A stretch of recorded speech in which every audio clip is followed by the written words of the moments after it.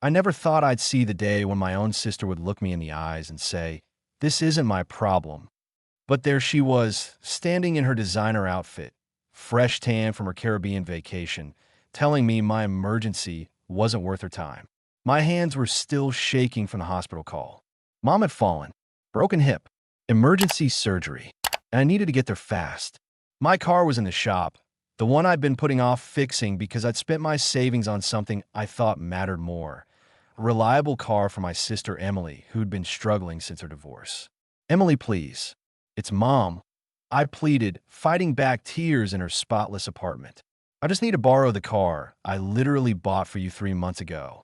She sipped her coffee slowly, scrolling through her phone. "Can't you just call an Uber? I have plans with Megan today to review our vacation photos."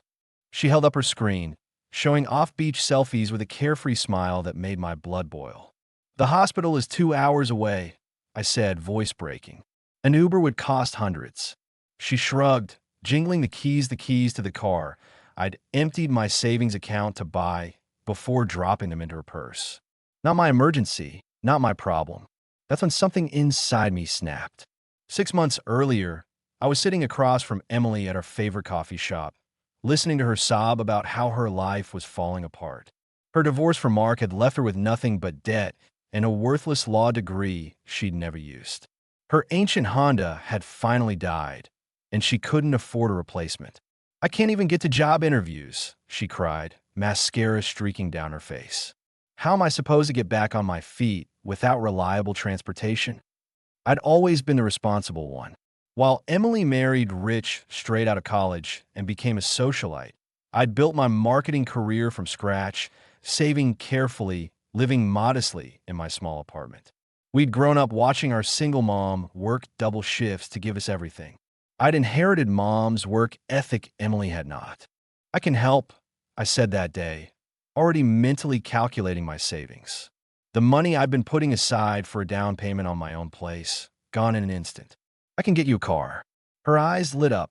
"Really? You'd do that for me?" 2 weeks later, I handed her the keys to a practical, reliable Toyota. Nothing fancy, but dependable $18,000 I wouldn't see again. She hugged me, crying happy tears. "I'll make it up to you, I swear. You're saving my life." Mom had been concerned. "Sweetheart, that's your house fund," she'd said during our weekly call. "Emily needs to learn to stand on her own 2 feet." "She's family," I replied. "Besides, she'll be there for me if I ever need help." That's what sisters do. 2 months later, Emily got a job at her friend's boutique. A month after that, she announced she and her girlfriends were planning a luxury Caribbean vacation. "Can you afford that?" I asked, remembering my emptied savings account.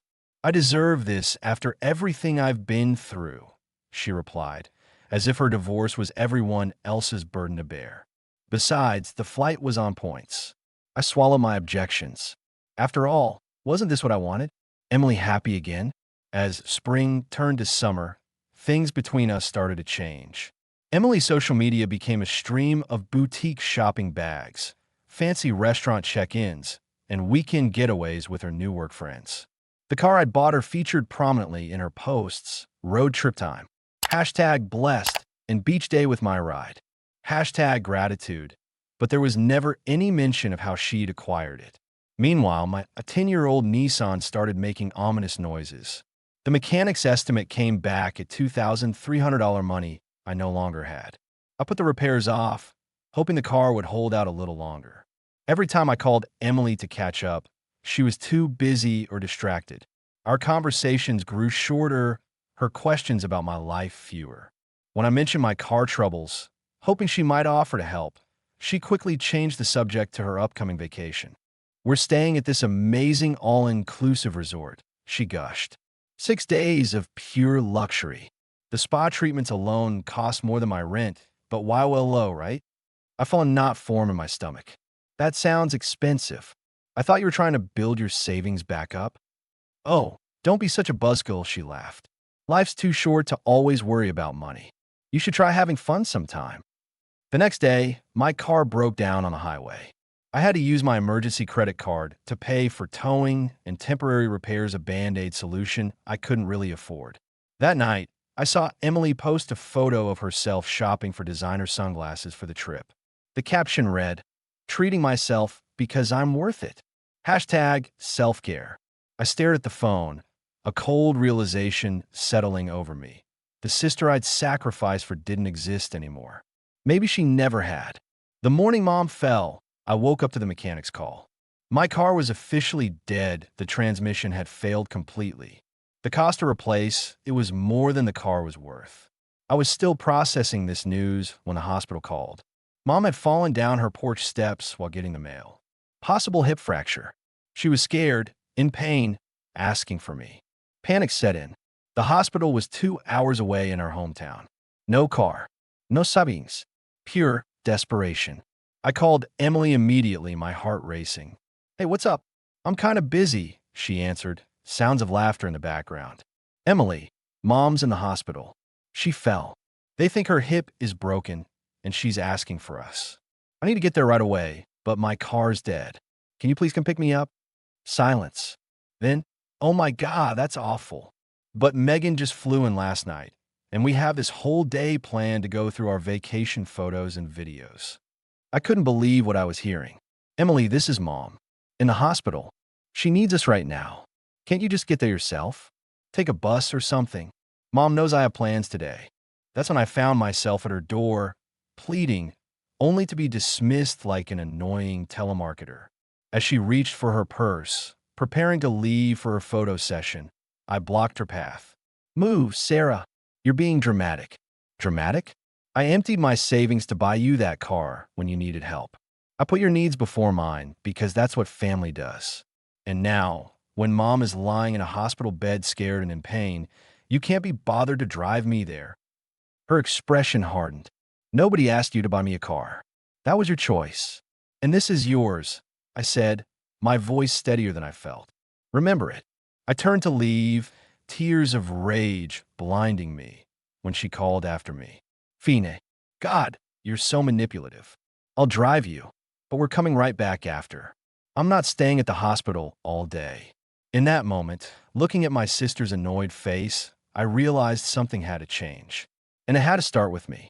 As we drove in tense silence, memories flooded back childhood, scenes playing like an old movie in my mind. Emily at 8, crying because I got the last cookie. Mom splitting hers to give half to Emily, though Mom had been saving it for herself after a long shift. Emily at 16, borrowing my new sweater without asking, returning it stained. "It's just a sweater, Sarah. Don't be so materialistic," she'd said, while Mom urged me to share better with my sister. Emily at 20, calling from college, needing money for books. I'd sent her my internship earnings, only to see Instagram photos of her at a concert that same weekend. The pattern had been there all along. Emily taking, me giving. Emily's needs always somehow more urgent, more important than mine. I remembered Mom working those double shifts, coming home with swollen feet, but never complaining. How she'd taught us that family meant sacrifice, meant showing up when it mattered. I'd learned that lesson. Emily had learned that sacrifice was something others made for her. "You know," I said, breaking the silence, "when Mom got sick that winter when we were in high school and Dad had already left, she still got up at 5 a.m. to go to work with a 102-degree fever. She was terrified of losing her job and not being able to support us." Emily kept her eyes on the road. "What's your point? She never made excuses, never put herself first. That's why she's still alone at 62, falling down steps with no one there to help her." Emily's knuckles whitened on the steering wheel. "So now Mom's situation is my fault too?" "No," I said quietly. "But maybe we both need to think about the example she set and whether we're honoring it." Emily turned up the radio, drowning out any possibility of further conversation. At the hospital, Mom looked small and fragile against the white sheets. Her usually perfectly styled silver hair was matted on one side, her face pale with pain despite the morphine drip. When she saw us, her eyes lit up. "My girls," she whispered. Both my girls came. Emily hung back near the door while I rushed to Mom's side, taking her hand. The doctor came in shortly after, explaining that Mom had broken her hip and would need surgery, followed by weeks of rehabilitation. She wouldn't be able to live alone during recovery. I can't afford a nursing home, Mom said, anxiety creasing her face. Before I could speak, a nurse entered, a tall woman with kind eyes and a no-nonsense manner. She checked Mom's vitals, then looked between Emily and me. Your mother's going to need significant help after surgery. One of you will need to step up, she said bluntly. Hip fractures in older adults are serious business. Emily immediately looked at her watch. I really need to get back soon. I have plans. Plans can change, the nurse interrupted, fixing Emily with a stern look. When my mother broke her hip, I moved back home for 3 months. It wasn't convenient, but neither is lying helpless in pain. As the nurse adjusted Mom's pillows, she continued, I see it all the time, families who think there will always be another chance, another day to show up. Then suddenly there isn't. She left, but her words hung in the air between us. Mom reached for both our hands. Don't worry about me. I'll figure something out. I always do. Those words, the mantra of her life, hit me differently now. Mom had always figured it out, always carried the load, never complained. And we had let her. I'll stay with you, I said firmly. We'll convert my living room into a bedroom until you're back on your feet. Emily stood abruptly. I need some air. When she left, Mom squeezed my hand. She's just like your father runs when things get hard. Don't be too hard on her, sweetheart. But for the first time, I wondered if being understanding was really what Emily needed. Hours later, after Mom had been taken to surgery, I found Emily in the hospital cafeteria, staring at her phone. Surgery will take a few hours, I said, sliding into the chair across from her. You can go if you want. I'll stay. She didn't look up. Megan canceled our plans anyway. Said it was insensitive to be looking at vacation photos while your mom is having emergency surgery. Her tone suggested Megan was being unreasonable. Why did you even come today? I asked, suddenly exhausted. You clearly don't want to be here. She finally looked up, eyes narrowed. Because you made me feel like a terrible person if I didn't. No, Emily. You are a terrible person if you prioritize vacation photos over Mom in the hospital. I just pointed it out. Her face flushed. You've always been so perfect, haven't you? Saint Sarah, the responsible one, the good daughter. Making sure everyone knows how selfish I am in comparison. That's not. You think I don't know what you do? How you twist everything to make yourself look good and me look bad. You buy me a car, not because I need it, but because it makes you feel superior. You make sure Mom knows about your generosity, about my failures. I sat back, stunned. Is that really how you see me? How you see what I did for you? I never asked for your charity. It wasn't charity. It was family helping family. She laughed bitterly. Family? You've been competing with me our entire lives. For Mom's approval, for attention, for the moral high ground. You don't help me because you care, you help me because it proves you're better than me. Her words hit like physical blows. Had I been using my generosity as a weapon? Was there some truth to what she was saying? A memory surfaced. Me, telling colleagues about buying Emily a car, basking in their praise for my selflessness. Had some part of me enjoyed the role of savior? Maybe we're both right, I said quietly. Maybe I do sometimes help to feel good about myself. And maybe you do take without giving back. We learned different lessons from the same childhood. Emily looked away, but not before I caught the shine of tears in her eyes. Mom's going to need both of us, I continued. Not for the points or the praise, but because she deserves better than what we've given her.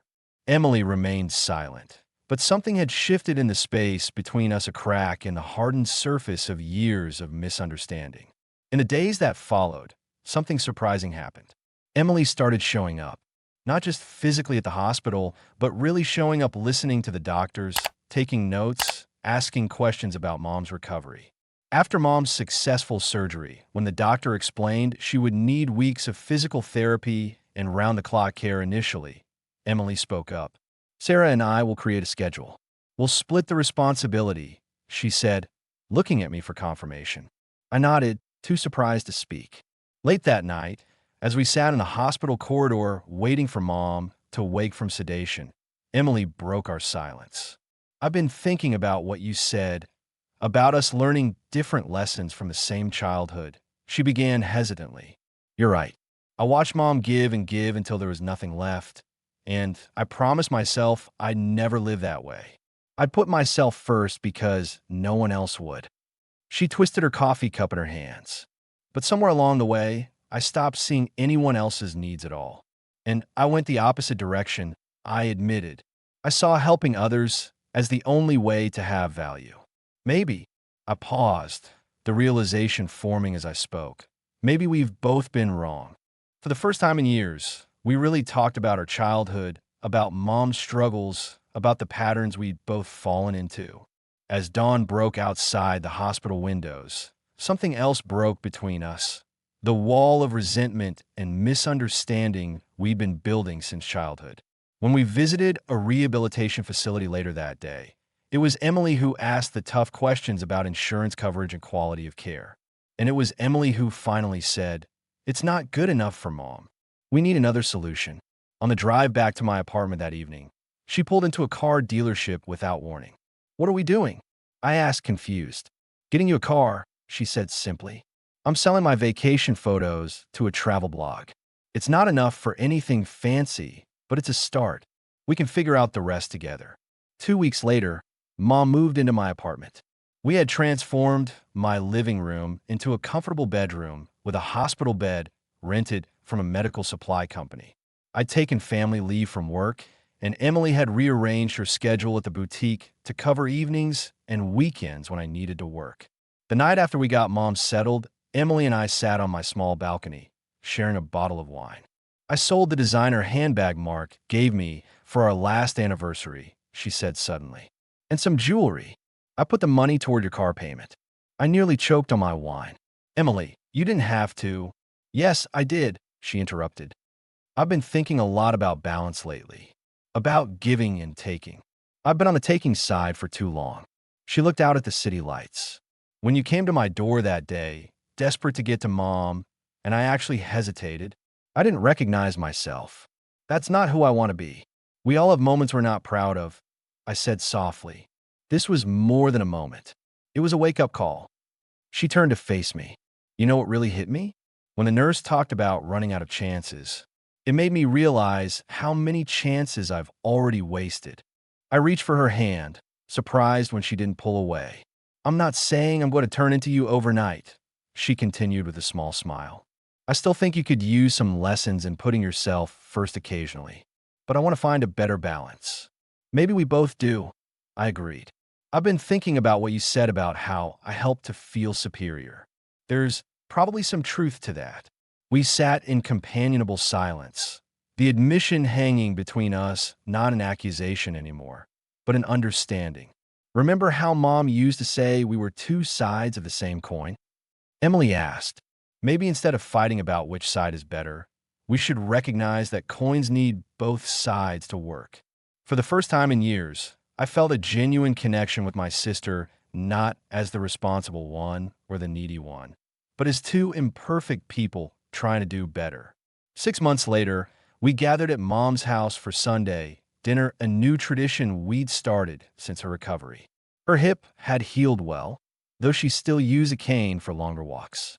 The three of us moved around her kitchen in a comfortable rhythm, Mom directing from her chair, Emily chopping vegetables, me checking the roast. "I got a promotion," Emily announced as she sliced tomatoes for the salad. "Assistant manager, with benefits." Mom beamed with pride. "That's wonderful, honey." And Emily continued, "I've been pre-approved for a mortgage. It's a small condo, nothing fancy, but it's a start." I stopped what I was doing and stared at her. "Emily, that's amazing. When did this happen?" She shrugged, but couldn't hide her smile. "I've been working with a financial advisor. Turns out when you stop spending every dollar on designer clothes and vacations, you can actually save money." Who knew? We all laughed, the sound filling the kitchen with warmth. Later, as Emily and I washed dishes side by side, she nudged me with her elbow. "Don't look so shocked. People can change, you know." "I know," I said. "I have too." I started dating again. I hadn't told her about Michael yet, the kind engineer I'd met at a friend's barbecue. "And I'm considering going back to school for my MBA." She raised an eyebrow. "Pursuing something just for yourself? Who are you, and what have you done with my sister?" We fell into easy laughter, the kind that comes from shared understanding rather than at someone's expense. Outside, parked side by side in Mom's driveway, sat two cars, mine slightly newer than Emily's now. But the differences didn't seem to matter anymore. What mattered was that when Mom needed us, both cars would be there, ready to go. What mattered was that we had both learned when to give, when to receive, and the value of showing up for each other, for Mom, and for ourselves. Life isn't about keeping score who gave more, who took more. It's about recognizing when patterns aren't working and having the courage to break them. Sometimes the greatest gift isn't what you give to others, but what you allow others to give to you. The chance to grow, to make amends, to become better. Emily and I aren't perfect sisters now. We still disagree, still occasionally fall into old habits. But we've learned that the road to healing isn't a straight line, it's a journey of wrong turns, U-turns, and sometimes, if you're lucky, beautiful scenic routes you never expected to travel. And we're taking that journey together, 1 mile at a time.